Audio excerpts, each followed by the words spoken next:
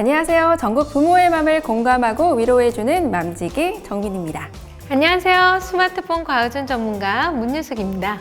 네, 오늘은 전국의 부모님들의 스마트폰 관련 고민과 해결책을 들어보는 시간을 가져볼까 합니다.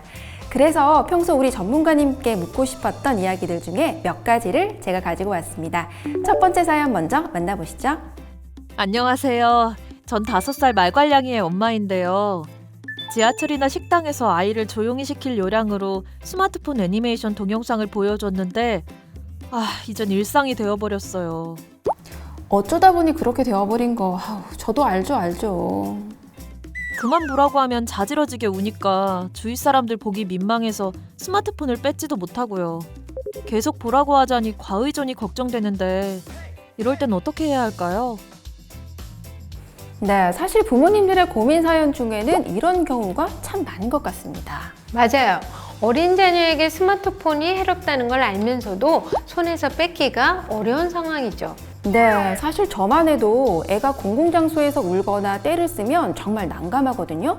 왜 넘어지면 이 아픈 것보다 부끄러움이 먼저인 것처럼요. 빨리 그 상황에서 모면해야겠다 이 생각밖에 안 들거든요. 그렇죠. 아이들은 그런 부모의 마음을 기가 막히게 알아차리고요. 그래서 오히려 더 떼를 쓰고 소리를 지르고 그러는 겁니다. 그래야 스마트폰을 계속 할 수가 있거든요. 네, 그렇군요. 그럼 어떻게 대응을 해야 할까요? 일단 우리 아이가 스마트폰 과의존 상태인지 아닌지부터 체크하세요. 과의존 상태부터요? 그건 왜죠? 과의존 여부에 따라서 대처 방법이 다르거든요. 진단은 한국지능정보사회진흥원 스마트심센터 홈페이지에 있는 스마트폰 과의존 유아용 척도 관찰자용 검사를 이용하시면 되고요. 결과도 바로 할 수 있습니다. 만약에 자녀가 일반 사용자군, 잠재적 위험 사용자군, 고위험 사용자군 중에서 고위험 사용자군이라면 바로 스마트폰 사용을 중지해야 합니다. 하지만 아이를 키우다 보면 잠시 허용할 때도 있고 또 계획처럼 안 될 때가 있는 것 같은데요. 사연자의 아이처럼 공공장소에서 소란스럽게 구는 경우도 있고요. 그럴 땐 스마트폰 말고 다른 방법으로 아이를 조용히 시켜야 합니다. 구체적으로 어떤 방법이죠?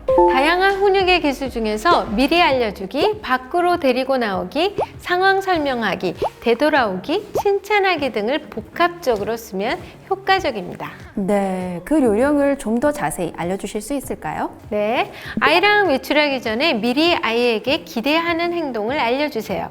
그리고 외출 장소에 도착했는데 아이가 부모와 한 약속을 잘 따랐다면 칭찬과 미리 정한 보상을 주면 됩니다.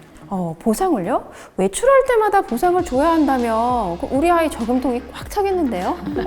보상이 꼭 물질적인 것만 있지는 않고요. 소액의 용돈 외에도 영유아 자녀에게 줄 수 있는 보상은 여러 종류가 있어요. 예를 들면요, 아이가 좋아하는 장난감부터 간식, 집에 가서 놀아주기, 칭찬하기 등이 있죠. 만약에 아이가 부모의 칭찬과 인정, 미소, 안아주기를 더 원하고 좋아한다? 그러면 그걸로 충분합니다. 핵심은 아이의 행동 강화를 가져오는 강력한 보상 방법을 선택하는 것이고요. 부모님이 일방적으로 결정하시는 것보다 자녀와 함께 상의해서 정하면 효과가 더욱 좋겠죠? 네. 그런데 만약 아이가 약속을 지키지 않고 울고 불고 때를 쓰면 어쩌죠? 약속을 했는데도 조용히 하지 않으면 그 즉시 조용히 아이를 데리고 밖으로 나오세요. 그리고 차분하고 안정적인 어조로 상황을 설명하고요. 그렇게 2, 3분간 분리시킨 후 다시 데리고 들어가시면 됩니다. 반복해서 훈육했는데도 똑같다면 미리 정한 벌칙을 적용하셔야 하는데요. 네, 우리 부모님들이 아이를 잘 다루려면 훈육과 보상을 적절히 잘 활용해야겠습니다. 충분한 답이 되셨을 것 같고요. 다음 사례 함께 보시겠습니다. 안녕하세요. 저는 6살과 2살 남매의 아빠입니다. 부끄러운 고백이지만 저랑 아내 모두 스마트폰 과의존 상태입니다. 저도 이 대목에서 좀 뜨끔하네요. 휴일에도 습관적으로 스마트폰을 보고요. 게임도 많이 합니다. 회사에서 받은 스트레스를 풀려면 게임만 한 게 없거든요. 부인이 뭐라고 안 하시나 봐요. 아내는 보통 옆에서 SNS나 커뮤니티 앱을 씁니다. 각종 사이트에 댓글도 엄청 다는 것 같더라고요.